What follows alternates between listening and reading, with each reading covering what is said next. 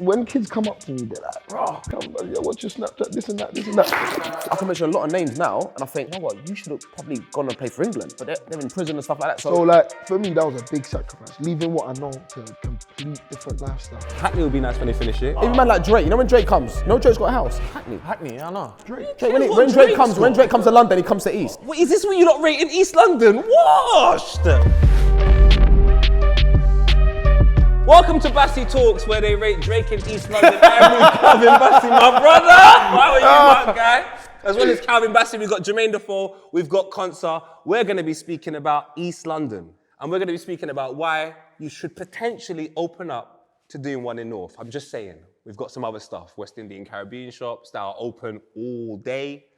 They got good service. Yeah, 'cause it's quiet, because it's open all day. I mean, if your restaurant's quiet, you're going to open it as long as possible. When it's busy, you can afford to shut it, like have a little siesta, like they do in Spain, and then reopen until 6. No, but he's not lying though. Talking about East, man, what was it like growing up in East London? What are the main things that you say a lot of youth culture were into? Bro, East. Hey, someone got It just makes you smile though. It just makes you smile though. Jermaine, you're the old school guy. Yeah, because I'm older than East, so I don't know, I think with East London, especially my memories anyway, it was like the community was just, everyone was together. I said to someone the other day, like, I remember growing up in, obviously, Canning Town. Mum was pregnant at 17, had me at 18, so I was still living at home with my nan and granddad. And I remember just the door just being open. If you lived in a certain area, everyone looked after each other. Never used to lock the door. People would just come in and out. My granddad, they used to play dominoes in the kitchen. The kids were just running around the house. The back door was open, play football at the back. And that was it really. I think my memories were just unbelievable memories. So that's almost a real community spirit then. What are the beneficial factors to having that type of community spirit when you're growing up, do you reckon? What are the key things that come out of having a good community? Just think togetherness, you know. Everyone wants to feel safe in their area. You want to feel like you can go to your neighbor and they're going to look after you and help you out. And like me, even similar to JD, like obviously we had one-store flats where I lived. I grew up like in Forest Gate Manor Park, and we had obviously one-store flats. But it's mad you say that. You don't even know what that is. What do you mean? Bro, Manor Park, cool. You're some of the best rappers you going know from what's in flats, yeah? Yeah. That was like Wembley. I swear. For us it was Wembley, no, definitely. One-store flats, the best, literally. And I used to have my boy Charlie, used to go to his yard, get a ball, go one-store flats, I'll be there for hours. And people just come. And we'll just make let it be 15 against 15. No goals. Wembley, you know? No goals. You put the top down. You take off the top or something. T-shirt. Yeah, put it as the goals, yeah.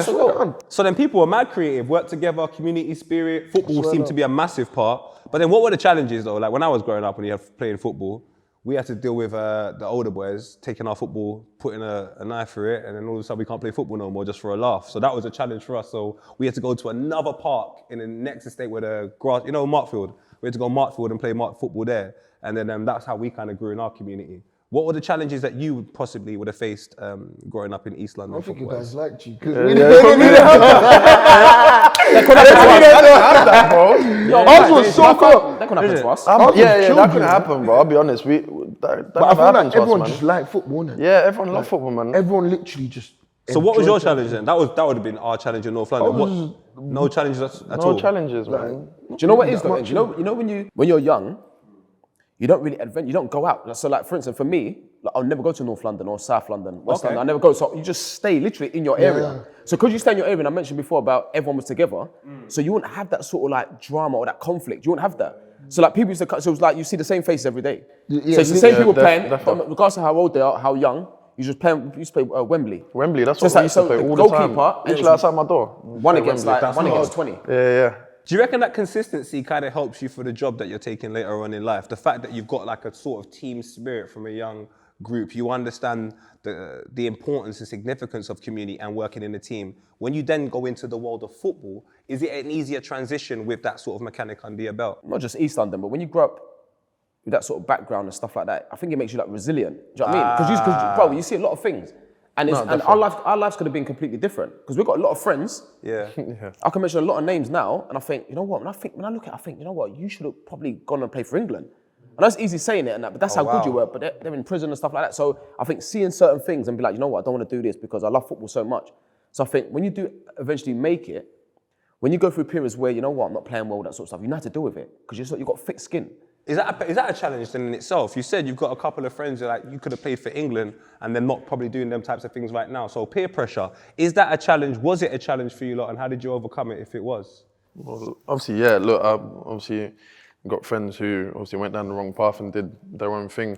But I think luckily for me, I had my older brother. He was brilliant for me. So I had a great support system around me, my dad, my mum. So yeah, I was always able to stay grounded and stay humble because of my brother. I think that's the most important thing, having a good support system. You know, it's easy to get sucked into the life. Obviously, like, these lot know how it is in East. There's a lot of good, but also, like every area, you know, it's got its bad.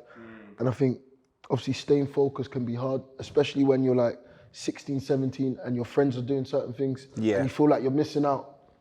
So like that's where the peer pressure comes in because you want to do what they're doing, but you got to understand that you're probably on a different path to them. 100%. And that's probably what I found the hardest, probably having to not do certain things because that my boys were doing because I knew that, all right, cool, if I do this, if I get in trouble, this, that, like. 100%. And at the time it seemed fun. Obviously looking back at it now is probably a stupid thing to do, but in the moment it seems fun, you know what I'm saying? So I think that was, for me, the hardest thing. What were the local authorities or what were any other young people doing at the time that maybe made you go, do you know what, I can make it as a footballer or I can make it out of the estate? An example I'll give you is when we used to, I grew up in Ferry Lane Estate and Tottenham Hotspur used to come down and do activations within the estate. And one time I think they brought down, I want to say Ledley King. And then all of a sudden, just having Ledley King right there in front of you, it just made the possibility of being anything, not even just a footballer, anything. It made it so much more visible to us that we were like, wait, man can actually make it out of the estate. Yeah. Was there anything like that? Or the fact that there was nothing, was that a big... It's different now, isn't it? Like, you know the importance for players to do these, like, you know you do appearances at clubs and there's a lot of players that will moan. When I've been at certain clubs and the list has been up, because obviously my background, so I know the importance of it. And there'll be certain names, and I can hear them moan, I don't want to do this appearance. I think, do you know how powerful it is? You just go in for half an hour to see these kids. For these kids to look at you and be like, do you know what? If this person can come out of his situation and get there, then I could do it as well. 100%. Because that's how people think. Do you know what I mean? I remember years ago, I went to... you probably won't remember, Mitchell Thomas played for, like, he was my agent, he played for Tottenham in the 80s. Like, he's like this with Ian Wright, right? So I loved Wright growing up. I remember when I was younger, I just came through at West Ham and then Mitch said to me, Wright is invited you round for Sunday dinner. So I remember his ex-wife. So that's what I'm saying. So Ez, I went to the house, pulled in, I was like a little kid. Yeah. Pulled in and I was in the house and I was like, right. And I just thought, he's got all of this from just dedicating himself and scoring goals. Yeah. So I thought, okay, I'm going to do the same. Do you know what I mean? So even just seeing that, Wright came from South London, blah, blah, blah. He was playing for 10 and B at 24, something like that, coming to the game late. I was thinking, it just gives you that extra motivation. 100%. Do you know what I mean? So it's quite powerful. Do you lot see that in yourselves? Even if you never saw it growing up, do you see it in yourselves when, especially Jermain, I've worked at Spurs and seen some of the work that you've done with us, like when you come down to events, people go absolutely crazy. One time, Rich, who works for Through Sport, he spoke to us about how Lucas Moura came down to Ferry Lane Estate and this guy didn't even want to leave the estate. Everyone was just, they couldn't believe how human he was. What encounters have you lot had where people look at you and go, oh my God, like you're Calvin Bassey, you're Konsa, you're busy scoring in the Champions League, and what type of pressure does that give you, knowing the background that you've got, but the person that you have to be today? Fair. Nah, when kids come up to me, they're like, "Bro, Calvin Bassey, yeah, what's your Snapchat, this and that, this and that." It's funny, innit? It's funny, But like, probably, now that you said it, only now I deep it. I don't think about it in the moment. I just think, because I don't see myself as anything else but a normal guy, innit? So like, it's when kids come up and now you're saying that, then I think like, like I don't realize how much influence I have. Yeah. I have more influence than I feel, than I think, innit? And for me, it's mad, innit? Like, that's why I try to be the best version of myself, like, always. It's hard because I'm human, innit? Of I've course. got good days, I've got bad days. And that's what people need to remember. We're not robots, like. Yeah, I think it's like, now that you say it, I realize how much influence I have, and obviously it's just about helping people, you know? No, I think as well, because we've been playing football for so long, we don't realize how powerful football is and how much it brings, like, people together. Like, obviously in the Euros in the summer, the penalty shootout with Switzerland. Obviously we went through and everyone was happy, but after looking at videos and that at home, how people were celebrating, it was crazy, man. Bro, just seeing how together and how much it brings people. So, but it's crazy, you're saying that, yeah? Even like with the Euros, like, I remember, I think my mum had a barbecue on a day. Bro, my mum's house was packed. My uncles and that, and you know that when you're just when everyone's anxious and stuff like that. All my family, like my mum's, was all in the kitchen, everyone was eating and that stuff like that. But this is what football does to people. Yeah. Do you know what I mean? But as we mentioned before, like, even if you don't want to play football, the viewers watching the kids, it could be anything, music, like other sports, like, do you know what I mean? But the power of doing something like constructive, and it just brings everyone together. It's so good, man. We don't realise it until after. 100%. It's crazy. Like, I think the one thing I learned from working within football when I was younger and so on and so forth is how important decision making is. And I think the one thing that separates most men from each other, most women from each other, is just literally decision making. And the decisions in which you lot have made has brought you to this place here. And other people made other decisions and they don't have the luxuries of having the lifestyle that you have. So definitely, when you were saying you look at yourself as a normal guy, you can't. Not that you should look at yourself as some superhuman being, but what separates every man is his decision making. And if you make good, consistent decision making, you can't look at yourself as everybody else because you haven't been everybody else. Hence the reasons why people look at the way you do. So value your decision making for sure. Let's talk a look at the people in East London. There's just too much man that kick ball in East London. I'm slightly jealous. Yeah, I didn't want to tell you that at the start. Is that a massive part of East London? Is it a huge part of East London? And as well as mentioning some of the people that have made it in the world of football, what other things were there as distractions, good distractions in East London growing up? For you lot, you were young, there was like music. youth clubs and that. Like we had youth clubs, so Youth clubs, yeah. Yeah, like where we go after school and that, everyone would just chill, play some table tennis. I was with youth club. Do you know what I went to? Remember, do you know Eastleigh School? Eastleigh, yeah, I went. Eastleigh Where did you go? imagine that. I went in Canning Town. What school? Man said Canning Town. I went Rokeby in Canning Town. I was thinking about Canning Town, but when it moved, because you know McDonald's, yeah, McDonald's was my link up spot still. That's everyone's link up spot. McDonald's. Wait, which one? McDonald's in Canning Town. Shut up. Near the subway. Yeah. That's funny. And Don't tell me that's your old link up spot as well. Yeah, I know where Rokeby. I know. Because my nan lived Aldernates Road. So when you go, so imagine McDonald's is there on the left. Yeah. Literally 100 yards, right. Aldernates Road. And I remember where the flats are now, that was a market. That was like Rathbone Market. Rathbone Market, yeah. So opposite the school where the bus stop thing, is. Yeah. there, it used to be a market. But you know what's crazy? No way. That's all imagine that, man. Never Bro, it imagined doesn't that. matter what you achieve in your life here. You talk about the Euros. It doesn't matter what you're doing for anything. Your best memories, even sometimes now when I reflect, I think about my best memories in my life and that is like growing up in the East End. Yeah, for sure, man. All the lessons that people teach you, my mum and all the things they should say to me. My nan, I used to watch my granddad worked in a meat factory. My nan worked in Tate and Lyle, the sugar factory. All these things, and around you. I moved around there, you know. Yeah, see what I'm saying? All these people around you see them grafting. So when you start playing football, you're thinking, I can't give 60% when I'm training or playing. I'm not giving 50%. And then all my family, my nan and granddad, when they come over from the Caribbean with no money, nothing, nowhere to live, they just come over. How much does that influence your ability to play football then? But I can do anything. If they can do that, I can do anything. No one can touch me. That's crazy. You know what changed my mindset? Yeah, also, I think it was Shaq, innit? Shaq was speaking to his dad, and his dad was like, I felt pressure today. I felt pressure to his dad. His dad got him in the car, didn't say a word to him, took him in the car, drove him to a homeless guy with kids and said, that's pressure. When you can't afford to put food on the table for your kids, that's pressure. What you do is a privilege. You get to play NBA, you get to play basketball in front of flipping millions of people watching, and millions a year. That's not pressure, yeah. Oh, It's not pressure. It's true though. It's not. It's Man. enjoyment, But I feel like I said before, like prior, I think when you're in the sport, you don't think about it like that. You know what I mean? So it's tough. Yeah. Obviously, sometimes you need someone to remind you about how not lucky but blessed you are to be in the position that you're in. So I feel like sometimes those kind of lessons are needed. But don't you think when you're playing, because you're still playing, don't you think when you're playing and that, you can't even, when you have a good game, you can't even get too high. Yeah. Because when you play well, you think, I've got a game in 2 days' time. I need to do it again. Yeah. And you play 2 days' time, you play well, and then all of a sudden you can't get too high. When you play bad, you can't get too low because the next game comes around. It's not like boxing. I'll take a year out and I'll do training camp for 12 weeks and that. Then there's no there's no switch off. The only time we switch off is at the end of the season. You're on holiday. And that's what I think is the hardest thing about being a footballer, like the level of consistency that you have to try and keep, and It's hard. being able to stay mentally strong is so We were tough. talking man. about I before, feel you gotta be a like this mentality season monster. it's hit me like this is crazy.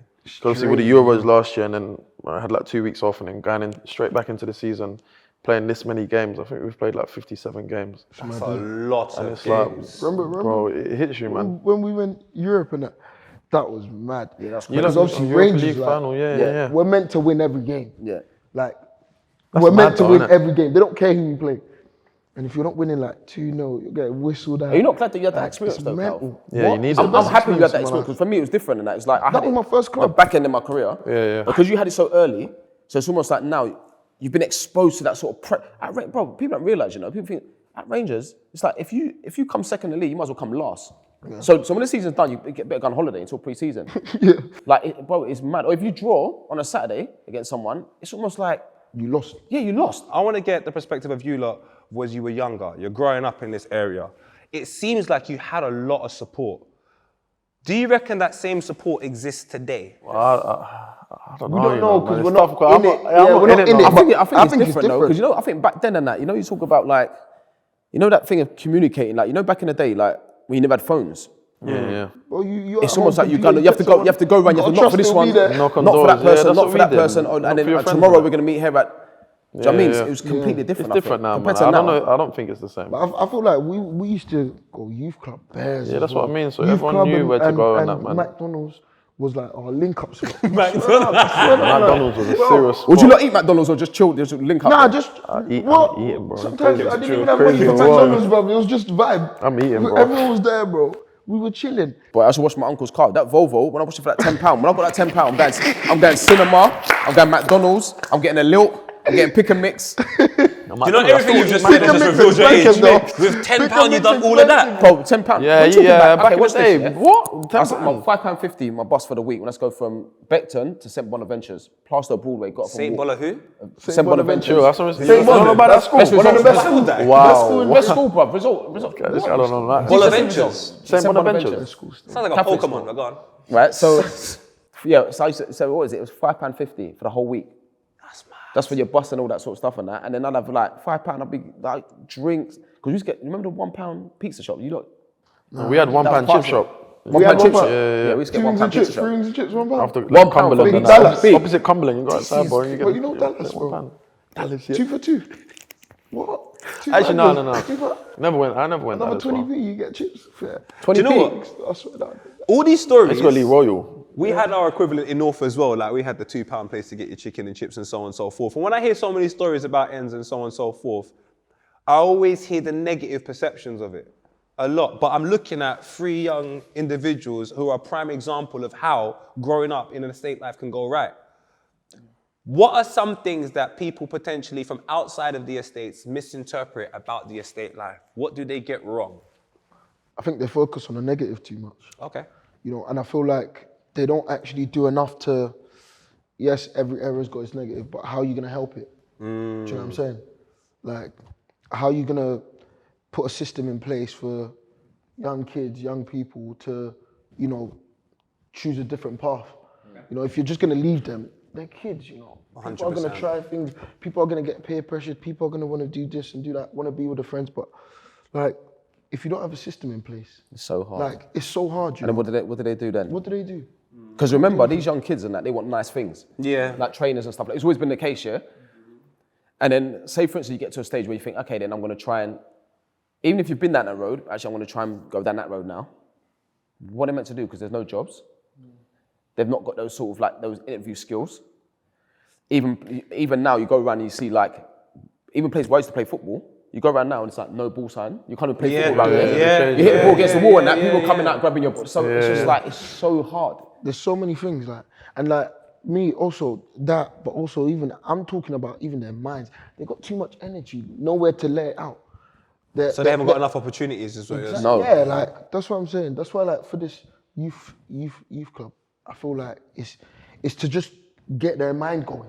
You know what I mean? Like, have them occupied doing something or trying to teach them certain things that they can use. Because, of course, don't get me wrong, us 3 are footballers and everyone wants to be a footballer, but not everyone's gonna be a footballer. Do you know what I'm saying? Big facts. Like, Look at me. not everyone's gonna be a footballer. Like so it's like other things they can do and have hope in it. Like media, there's music, but it's having like a place they can go to where they can like exert all their energy out and also learn stuff. And you know, I always said as well, like, I remember saying to my dad was like, you're not going to be a footballer. I said, I know, but I said, but Dad, look at football. Look at football. You think I just have to be a footballer to make money in the world of football? I said, Dad, there is so much opportunities in the world of football. I said to my dad, I'm going to work in football. I'm not going to be a footballer, but there's just too many opportunities. You don't necessarily have to be on a pitch playing. Yeah, you don't There's have to other be on stuff the that you pitch. can do in football. So many stuff. Yeah, of course. Obviously, the first stage is we're gonna do up a youth club, and it's a youth club I used to go to, Forest Gate Youth. Obviously, I used to go there every day. More when I was like from year 7 to really year 9. Every single day I was there, and obviously when I was there at the start it was good, but then we didn't have like PlayStations, TV. Come on. Like, The man we that were must do losing it. balls. We were losing bats. Like the Astro weren't done up. So obviously, like me wanting to help, that's my way of helping. And but also it's like educating the kids as well. One, it's a safe space for them to go, and you know how it is with all these. I don't want to focus too much on the negative, but there's negative out there. But if they're in a space where they feel safe and like parents can send their kids out and be like, all right, cool, my kid's fine, and he's having a good time, then we can educate them there also, Come on, for And today, that's Jermain the Defoe's most- house. Leave the door open. Bare things. I'm sure that only happened in the summer. Like, I couldn't really. Bro, you can't do that in winter, not in England. Do you know what though? The good thing about youth clubs as well is a lot of people's first. So like, I know a lot of people have done like boxing first at the youth club or play table tennis. I was table tennis for a youth club. Mad. Table Smoking tennis, everyone, yeah. Serious? Bro, yeah, man. But I'd never seen a table tennis bat till I was in a youth club. Yeah, same. That was my first time playing. After when that, I went youth my club. mum bought one mini one for Christmas. The small ones. That was too your small. knees Bro, and it was too too small, small. You can't even get two runners. Just trying to ting though. Just trying to run it, fam. And it was, a lot of people's first organised football would have been in some type of youth club as well. I'm going to change this bit of this question. When was the first time you played organised football? So not just like I'm going to link up with my brethren. What's your first memory of saying, wait, I'm in a team and rah, we can It's score? probably Simrab, no? School first. School, yeah, school first. And away then- from school was probably for us Simrab, innit? So, I was at Junior Hammers first. Shout to them early. Go on, Konsa. What was Junior Hammers like? Junior Hammers was sick, man. Yeah. That should put back so many memories. Yeah, Junior man. Hammers, I So, remember. Look at the smile on his face. He's there. Come on, brother. Yeah, no, that was. I feel like thinking about it now, obviously brings such a smile to my face. But yeah, I was there for quite a while, but then it got folded. So obviously after that, I then had to go Senrab. But yeah, no, my dad used to take me almost every day. Junior Hammers. It was in Beckton. Different claret and blue. What, but what, on the Astro? On the Astro, yeah. What's that place? West Ham. What's it called? Community. Yeah, the community. Yeah. Yeah. So that's Junior where we used to Hammers, innit? train. And then we changed to go Power League in opposite Showcase Cinema in Beckton. Oh my God, I remember, bro, you know the first day that opened? No, That was I a don't madness. remember. The Showcase Cinema, I remember the first day that opened. I think, yeah. I was well, like 4 films, didn't pay nothing. What? Well, I come out one film, stood there chilling, went to the next one, that cinema, yeah, bro. That cinema was crazy. That cinema used to go.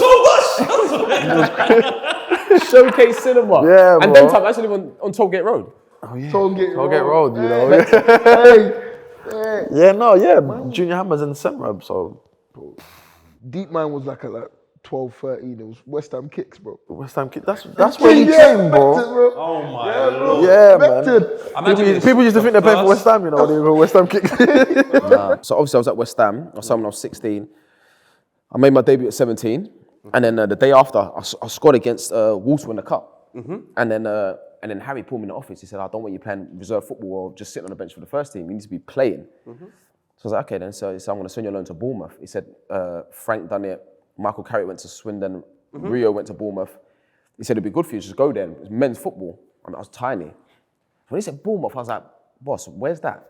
I've never from East London, like Bournemouth, like, you know, Bournemouth seems like far, like it's Scotland. Yeah, a couple of hours on the motorway and that. So I was like, okay, cool. So he phoned my mum, said, so Dad, send him alone to Bournemouth. Same thing, mum's like, Bournemouth. Anyway, went there, and bro, it was the best thing I did. Because when I went to Bournemouth, it was real. Because I went from like playing youth team, I made my debut, everything. I remember when I made my debut, I didn't even know I was in the squad. It's only the day before, I had no time to think about it. It's like, oh, you're in the squad? Okay, cool, no problem. Sitting on the bench. Oh, you're coming on? I come on, bang, squad. And it's like, So everything happened quick. It's not like I knew from like Monday, I got a full week training and I'm glad it happened like that for me. So I didn't have time to think about it. So when I went to Bournemouth, it was real. It's like, I'm playing with men. Like every week, getting kicked. And then I was meant to, I think it was like, I was meant to be there for like a month, stay there for like half the season. Stay there for half the season. And for me, it was one of the best things I did.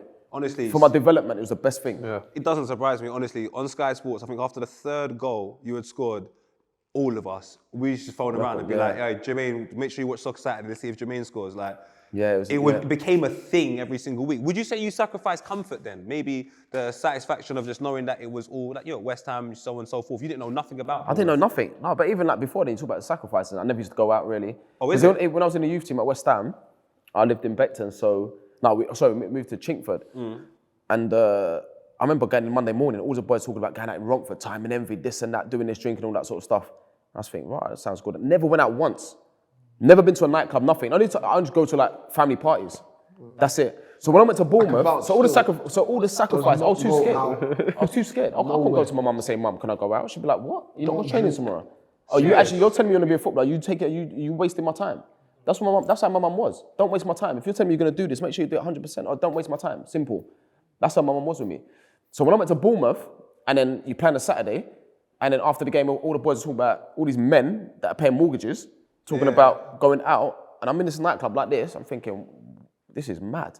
But then I just become a man. I become a man. It was like, but so much sacrifices before that. Bassey, what sacrifices did you have to, that's crazy. What sacrifices did you have to make? Me, it was moving Leicester, fam. I can't lie, that was a big sacrifice. Me, I did not want to leave my Leicester. Like, my comfort, do you know what I mean?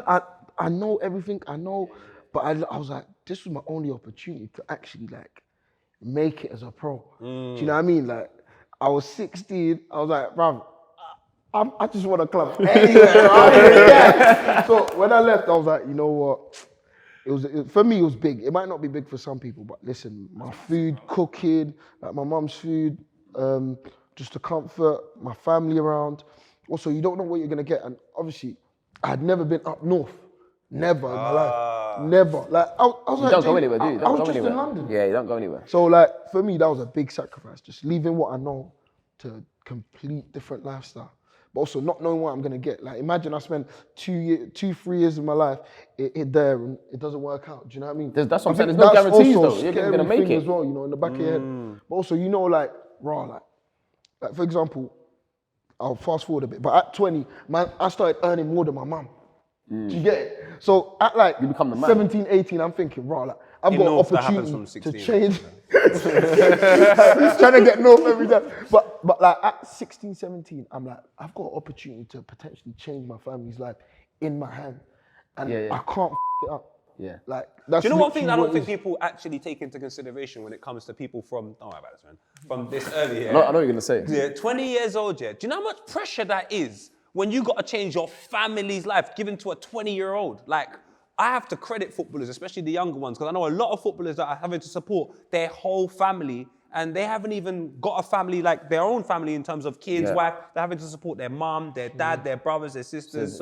And then they got to go out and play in front of 60, 70,000 people. What did you have to sacrifice though, Konsa? Because you know what, your story is so interesting for me. Being 25, 26 years old, the way you're now in the England team, established international, like captain qualities. I go on FIFA, it says leader. Like, yeah, you don't even at your peak yet. No, I know. What did you have to sacrifice then to be at this point in your journey? You know what? Like I said before, obviously my older brother was obviously there for me a lot, so I didn't really have to sacrifice a lot. Obviously, the normal ones, obviously not going out with your friends and doing stuff like that. I'd say they were the only ones that I had to sacrifice. But like Jermain was, I wasn't really a fan of going out when I was younger and doing all that stuff that my friend was doing. He was focused. Obviously, I was just focused on football and obviously being a kid. Obviously, my brother played football, so that's all I wanted to do growing up. And you know, when I got to an age where obviously 16, 17, where you're about to sign your pro, obviously like Calvin said, it changes your life and you start thinking about different things. And when you get older, you know what you need to do to try and become a professional football player and stay at a high level. So I think for me, it was having my brother there every day, talking to me and helping me. So I didn't really have to make that many sacrifices, to be honest. It's crazy because I always think about friendships. Like when I started doing the job that I did, I'd leave we could be out like chilling. I'd get a job. I'm out. I'm off. You lot later. They'd be like, what? Yeah, I'm gone. I got a job. I'm out. I did not mind. I did not care. I'd leave everyone to go and do this job. What was it like for you lot? 16, 17, still quite young. I probably had the same friendship circle for time. Now you're going to be a footballer. I can't go out as much or at all. Guess what? I'm not even going to see you on a Saturday. I've got to go training. I've got a game or something like that. How did that affect the friendship dynamic? What did you notice about some of your friends, or what did you not notice? I think with me, what my mum was clever with that, because my mum used to say, do you know what? If your friends want to come to the house, come. I'll speak to their parents. The door's open. Come. even when I was younger, mum used to say to me all the time, if you've got a girlfriend and that, she come to the house. Come to the house. That was it. So the door was open. So she was clever because she didn't want me out everywhere, doing this, doing that, not sleeping that. Mum said, no problem. All the I used to have a birthday when I was 15 at a birthday party, 16. Everyone, the door's open. Do you know what I mean? So I think the reason why she did that is so she can watch what I was doing. Do you know what I mean? And also it builds relationship, innit? So that then I can if that sort of trust, so I can go and speak to my mum about anything. Do you know what I mean? So I think with me, with a lot of my friends, even like usually there was a guy called Moses, was like this. He was in the West Ham Academy together and that, and he was in my mum's house all the time. Every day after training, mum's cooking for him, dinner, everything. He was from South. He was from South London. He's been in my mum's house all the time. But that's just what it was like. Well, Jermain's had a long career. Do you know what I'm saying? You boys are in the thick of it right now. It'd be interesting to know, coming from the estates in which you've come from, playing a professional game, what are some of the biggest lessons that you've learned? Because usually they're things that you never even saw coming, and you're like, you know what? I am never doing that again, like jumping over a fence. What the hell is wrong with me? That's crazy. What lessons have you learned, through your career thus far? Oof.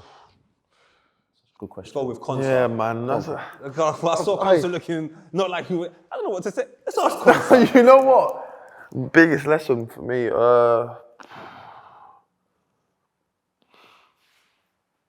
it's tough, man. Obviously, growing up, I was bad in school, man. Is it? Yeah, like bad. Man said, yeah, but bad. Yeah, bad. But You think you're such a nice person? so I went Cumberland from year 7 to year 9, and then I went to a school that Charlton obviously organised, and was there from year 9 to year 11. But I ended up getting kicked out of that school, so. It was, I got pulled in like the next day in the office upstairs, and they were basically going to release me. What? Yeah, because it was bad. And there was a guy called, I don't know if you know, Paul Hart? Paul Hart? Yeah, man, scary guy, man. Why do I think of Leeds when I think of Paul Hart? Big guy. Yeah, you think of Lee. Oh my God. Yeah. So we had him, and bro, yeah, he wanted to release me. So I think for me it kicked in then, like, after that, it's, you know what, as you need to grow up, you need to mature, you need to, you know what I mean, you know what you want, you know what you have to do now. So I think after that meeting, it kind of like kicked in where it's like, bro, you have to behave off the field as well. Was that like a make or break situation for you? Did you feel like that's the point where, like, if you don't listen, it goes left, and if you do listen, I'm scoring against PSG? In the champs. I think it's mad.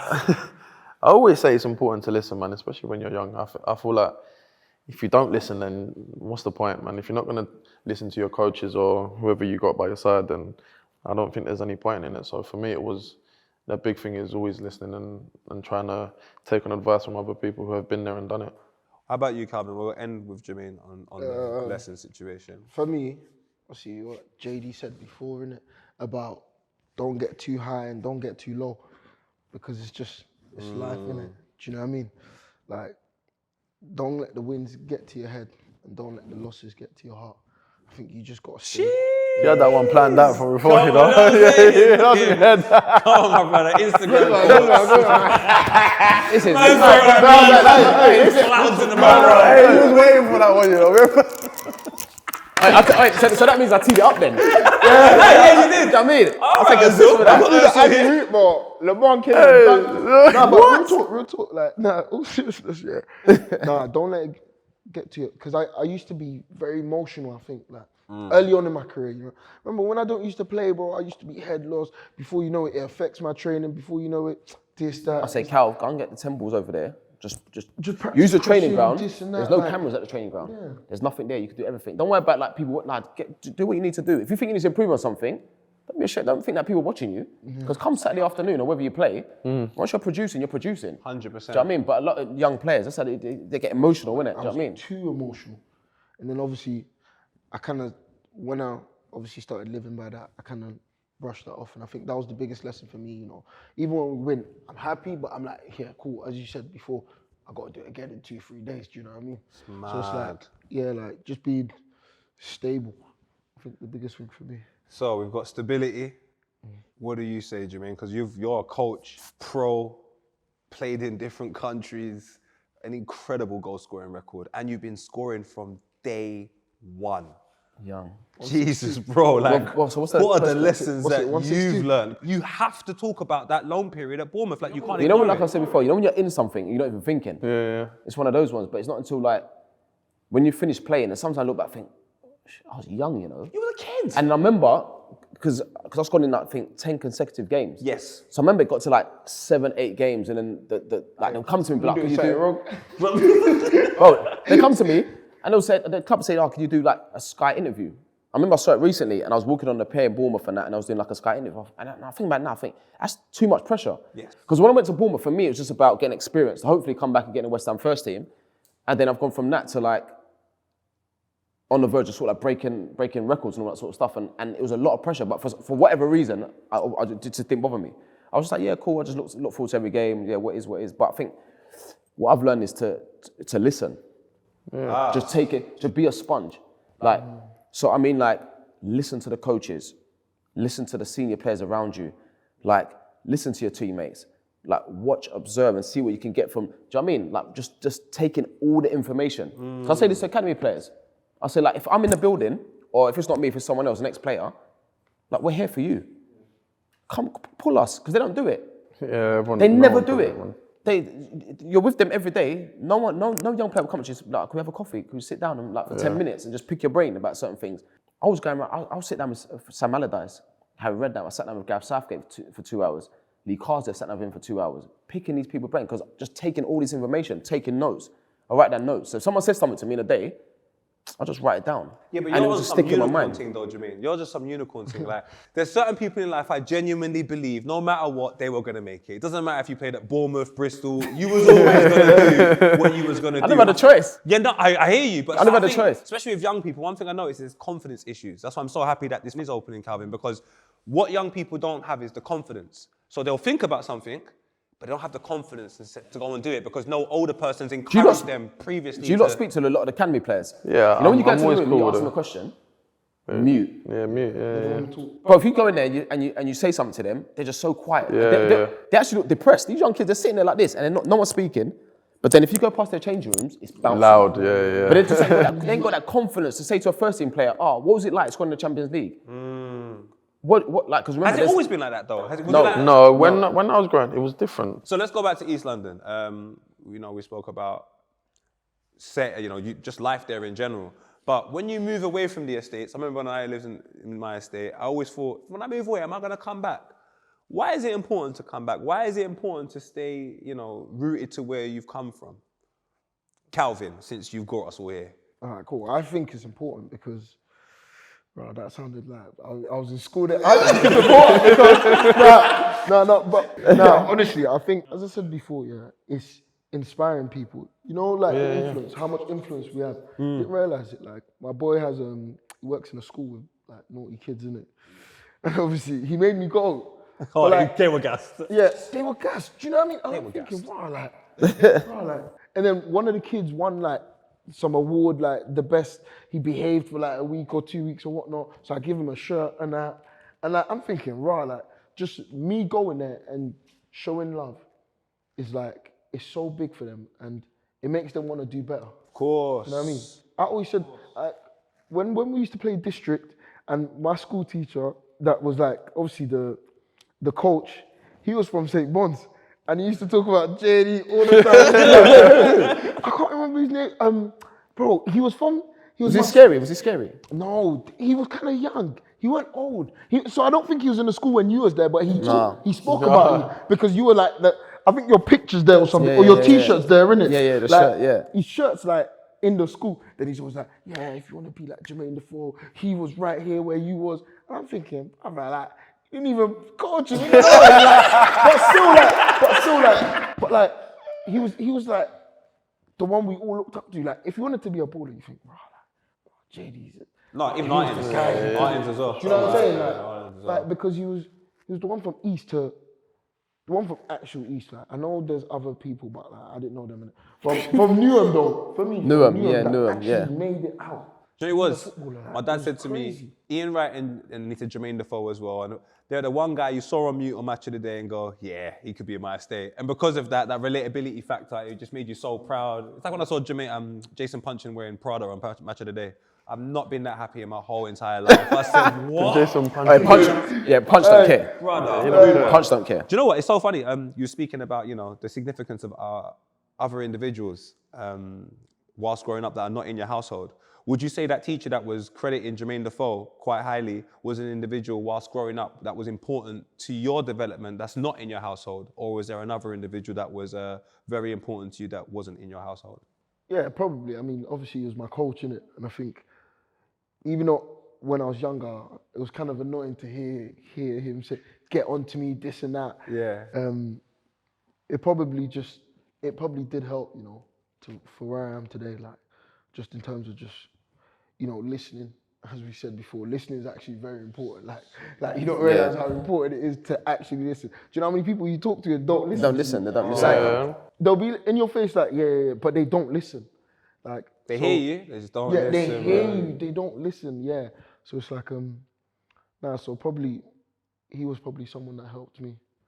There was another guy as well, he was actually my coach at CM Futsal. His name's Carlos Santos. He was like one of my best friends' dad, and he was actually like, he actually helped me, because he had a football club, and then obviously my mum didn't have enough money to pay for all the kits, but his wife used to sort it out, so she helped us with that. And then obviously, like, he used to take me to football and back. So even though, like, in terms of speaking to me and stuff like that, maybe not, but like in terms of helping my career, I feel like he helped me a lot at a time where I probably needed it, Yeah, that's amazing. Konsa, who was the person probably that didn't say that much to you, but was more of a visual example of how you should behave and conduct yourself when you was younger, that you looked to and said, I like the way they operate, and they had some type of influence on you? There was a coach called Steve Avery at Charlton. Steve Avery? Yeah. What was it about Steve Avery? Everything about him, man. His respect for me, my family, his belief in me from when I signed there when I was 10.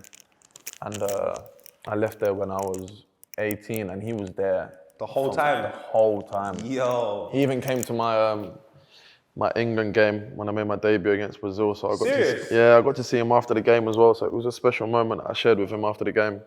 So that's definitely thank you, Jermain. Hey, thank you, Jermain. No, I'd say Steve Avery, man. He was there for me from day one. How about you, Jay? You must have had loads of influential figures. Apart from obviously the obvious, like your mum and like at home, I had a lot, like my nan and my granddad, all the people I mentioned before. But outside of the household, outside of that, like was Bertie, Leon Knight's dad. Is it? Yeah, like crazy. Like that guy, that guy treated me like I was his son. Seriously? I'm telling you, and he took so much pressure off my mum in terms of, like, like anything he bought for Leon, me and Leon were like twins.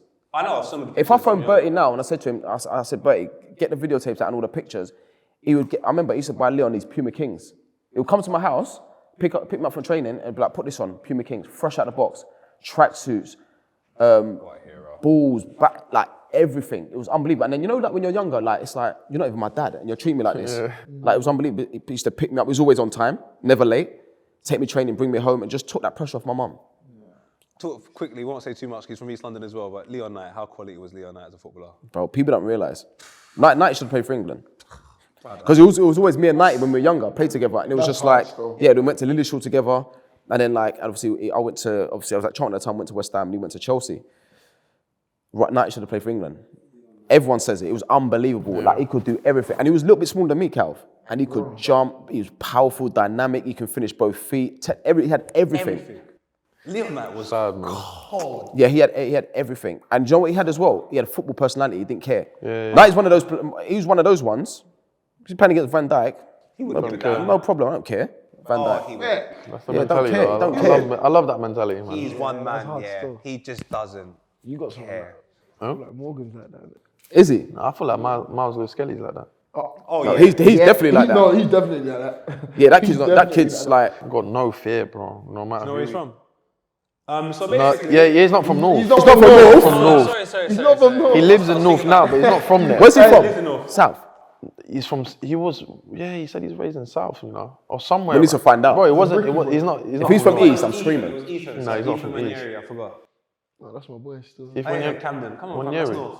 It's not still. It's a baller. Do you know, it's funny you spoke about what 90s dad though. What advice would all three of you give to parents? I think even, I look at just life and it's so funny to me. When I first started doing YouTube, that's not the advice that I would hear parents be giving to their children. They would be like, what's your real job? Whereas today, that's advice I hear parents give to their children. What advice do you think is important to give to parents who have the next Max Downis in their house or the next Skelly or the next Ethan Wanyeri? What is the important bits of information to give to those parents when raising those There's children? pressure on them now though, like, because the parents are taking them coaching, taking them training, one-to-one coaching, this, that, like. Sometimes you put added pressure. I think just let them play. Let them Like, play. the Yeah, best it's thing about important. You just got to let them enjoy the Freedom. what they're doing. Yeah, give them I freedom. don't do no one-to-one coaches. Of course, that's why the standard of younger players are getting better. Of course. Yeah, right. Because of the Standard's one-to-one, like, they're crazy. getting crazy. But still, like, I think sometimes you just get a little Too much information. Yeah. You can too much. overcoach. They overcoach. That's why when you go to academies. When you go to academies now, you go and watch a lot of games, and like you don't see, you will see it, but then like back then I feel like if you go into an academy game, you see a lot of players that stand out. Like, oh, I like him. Like he's like after 5 minutes watching the game. But now, because it's so robotic and that, most teams play the same way. Pass out them. Do you know what I mean? Wingers are getting it. They're not really expressing themselves because they got coaches on the side or parents on the side screaming and all that. Just you have to give kids freedom. You're a good player, otherwise you wouldn't be here. So just go and show people how good you are. Just go and play free. I like that, you know. I do like that. Less pressure, because they're going to get pressure, like you said anyway. So just be the one place where they can alleviate it. Let's go on to you lot signing your first deal. I want to hear about this. I want to hear about when you signed for Ajax. What was that like? He phoned me. I was on a PJ. I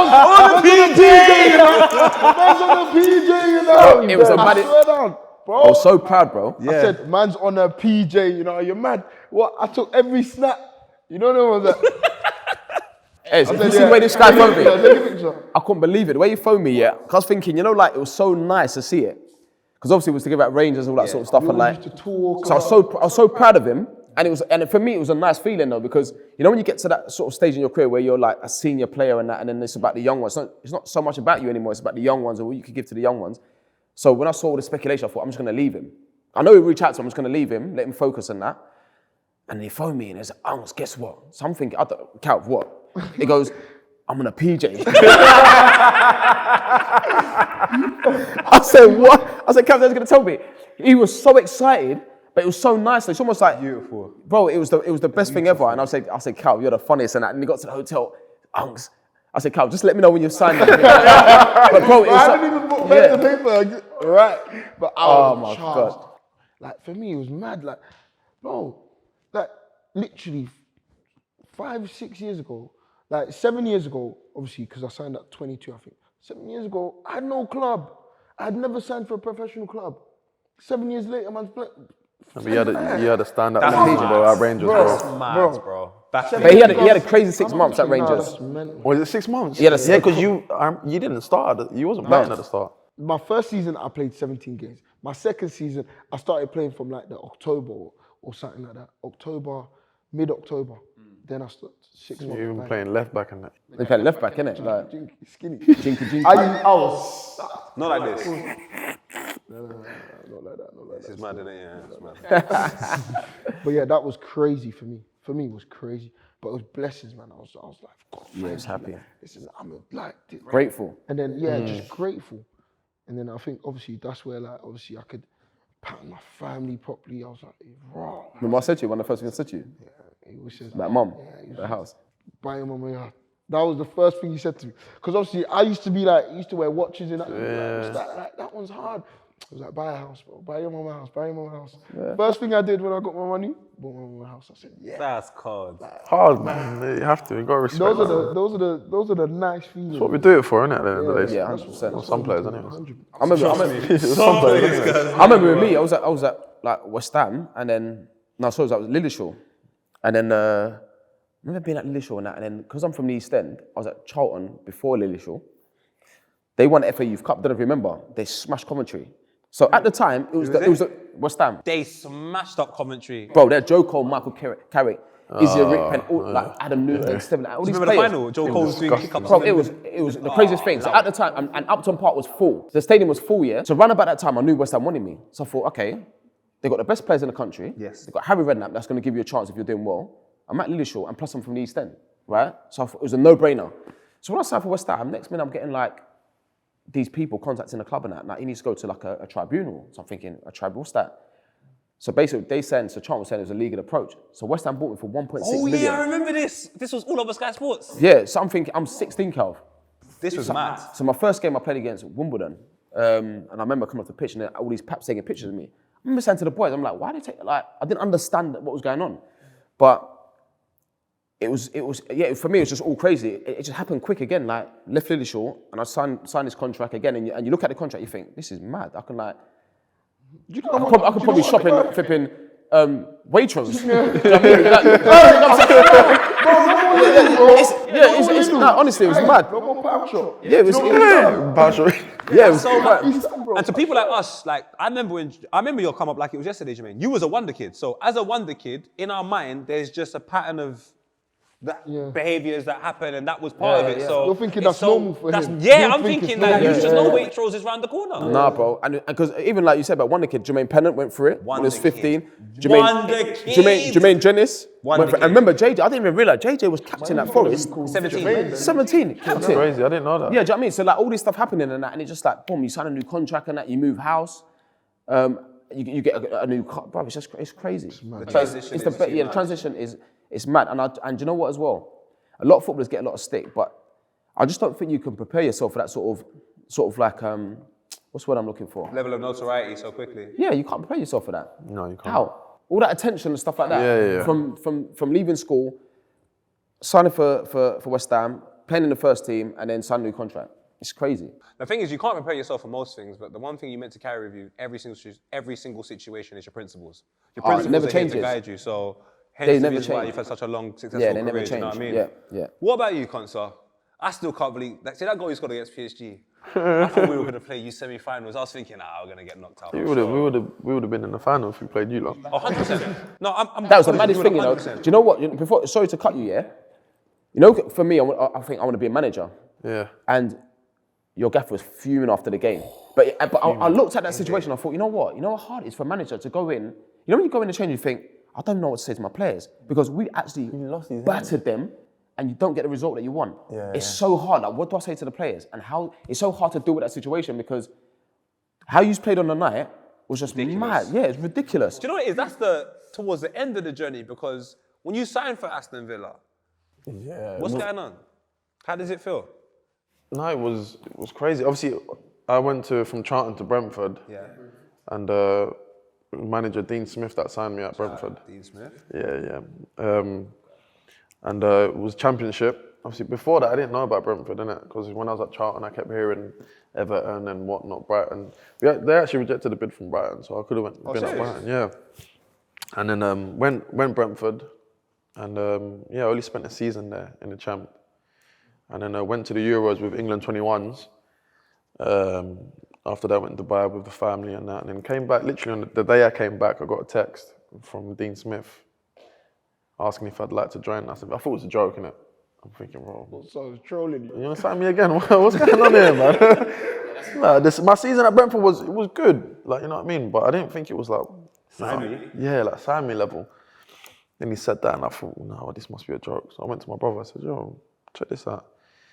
And didn't reply. I called my agent straight away, like, yo, I got a message. He told me to. He literally gave me a message to write, so I had to copy and paste what my agent said and send it back to Dean Smith. And then that same day, me and my brother drove down to Birmingham, signed the next morning, and then that same day I signed, I flew to America pre-season. So it was just, everything happened within 2 days. So. But look, think about the start. What message would you have given to yourself, Calvin? Like, give you 12 years old, you're 12, 13 years old. What message now would you give to that 12, 13-year-old version of yourself? Stay locked in. Stay Keep locked working in. hard. Keep working hard. And stay locked in. How about yourself, Konsa? Same message, man. Yeah. Is it the same? Can't stop, same won't round, stop, stay that's it. focused. Stay focused. Stay focused, yeah. Yeah, that's it. So important. And humble. I think being humble is a big one, man. All right, let's go through some quickfire stuff. Toughest opponent you faced? Toughest. I always thought it was partnerships though. Because if I'm playing against, I don't know, back then it was like, I don't know, Ferdinand and Vidic. It was both of them, because I always felt like, say for instance, if I like, with Vidic, if I sort of like bring him short, I spin him behind, and then Rio just knew everything what he was going to do. Do you know what I mean? So like for me, like if Rio went, I'd be through on goal. So for me, it was the partnership, the understanding. Those two together, mad. Long day. Long day, one chance. I always focus on my chance. I thought, if I get a chance in this game, I have to take it. Because I'll go the rest of the game, you won't get a chance. FA Cup, 1-0. Jermain Defoe, I remember. I remember. Toughest opponent? Man, We'll probably have the same one, you know. Serious? man, I'd say Aguero probably. Yes, yes. Yeah, man. You're showing off. I'm not. Aguero is crazy. Yeah, serious striker, man. That is crazy. If City had him, Nah, serious striker, man. Like movement, strong, everything. like fast, everything, man. Finishing. Me, toughest opponent. Trying to think. I'm thinking. Bro, I lost the one thing. Hey, I lost one thing. bro. Hey, With who? yeah, he said Morgan Rogers. This guy's a joke. Huh? Oh, I didn't say that. You didn't. He's you good. didn't hear me. Toughest. Do you know what it is? I know it's gonna be like, oh yeah, but probably Haaland, you know, because he's just not in the game. And then the ball just goes to him, bang. Goal. And I can't lie, that guy's a killer still. Oh, massively. Like he's a killer, innit? Massively. Yeah, the box, yeah, he's a Listen, killer. The guy's a killer still. Dream, five-a-side team. Defoe. And you have to have yourself in it though, so I want 4 of them. Oh, myself in it? You have to. Okay. Come on, self-love. Hugo Lloris. Wow. Is it players that we played with? Yeah, played with. Who you play with? Hugo Sorry, Lloris. players you played with, yeah. I'm trying to think. One defender. It depends. You're going to be up front. You want one defender and 2 midfield? Ledley King. That's all you need. So Hugo Lloris, Ledley King, Gerard Modric, me. Wait, say that again. Wait, say that again. Wait. I'm not saying my team then. Unicorn business. Wait, say that again. Say it again. Loris. Hugo Lloris in goal. Yeah. Cup winner. The quickest, like it was sharp, but it was mad. Yeah, Ledley King, Spurs. Stevie G, Oh my God. Luka Modric, Oh my God. JD. There's Champions Leagues in this team, and they're not from Ledley King because And you know what? And if I took myself out and I just wanted to just sit there and watch, I put Rooney in. That's the best It's a crazy thing. Premier League player of all time. Wayne Rooney. Calvin Bassey. You You can place yourself in and I've also do got my team's alright still. Yeah, because it's international everything. It's any player you play with. You have to have played with them. This is what Jermain done. Leno. Leno, my brother. Please don't. Hey, one of our brethren. And then me at the back, obviously. Come on. Then You have to put yourself in. do you know who was good when I played with him? Very good. Tadic. Like Baller. Oh, yeah. unbelievable. Tadic is the baller. 2 more. 2 more. What, can I get a younger JD?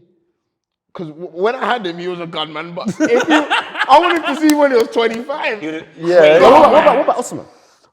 What do you mean? Do you see the, You and Osman up top.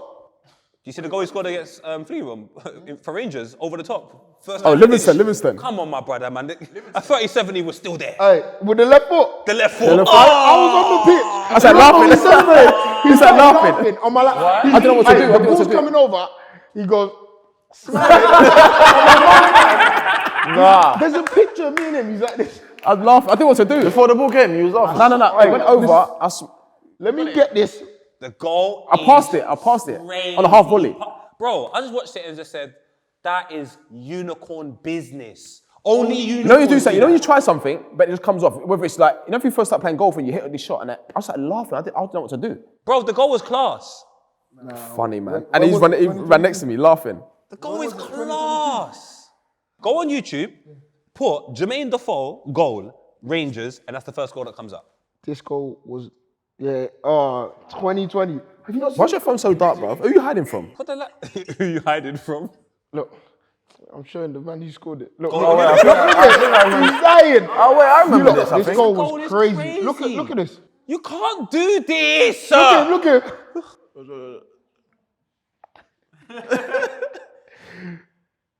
Look at me. Pick him up. Hey, what? I remember that goal. Yeah, yeah. I So remember that who goal. else in your team? You got Jermain Defoe. You have to, because of that goal alone. One more player, midfield. Lookman. I'm putting Lookman. Lookman's up. Yeah. Lookman? Lookman. I played with him as well, you know. Yeah, hey, you forgot about him, innit? Baller. No, I didn't forget about him. So whoever got Yeah, Lookman. So you got Leno, yourself, Lookman, Tadic, and Jermain Defoe up front. That's a good team. My one's alright, you know. Strong team. Konsa, Yeah. talk to me, my chargy. I know. I think I know yours. Bingo. Baller. If I want to watch, I'll just take my. Listen, I'll be like JD just there. I'll put Just Osimhen. chill it. What?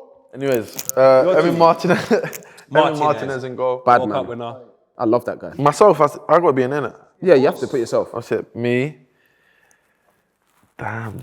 Good album by Kendrick Lamar. 2 midfielders. 2 midfielders. You play with some talent, my boy. I know. Hey, Tielemans, player. Just shit. He is. Baller. You know what I love there? Again. That's my guy. I told The you. way he does this, yeah. Yeah, it's crazy. Forget about it. England as well. Yeah. I put H up front. Coutinho, yeah. You play with some ballers, bro. Oh yeah. Oh, you played for Coutinho. You know what? Coutinho in his prime. I can say that, right? Yeah. Of course, bro. Yeah, Coutinho. I'm putting him in. Who else? What have I got left? You've got another midfielder and a striker. Another midfielder, damn son.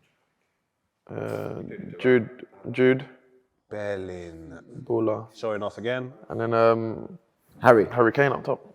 Oh, that team is mad. Yeah. You got Coutinho, Jude, and Harry. Yeah, my team wins. We take it. No, not my team. No way. We beat your team. I would like to thank everybody here. Calvin Bassey, just give us just a bit more information before we do leave, please. We're going to be helping create a safe space in London for kids to learn, to educate, and to, give them a place they can be comfortable to express themselves.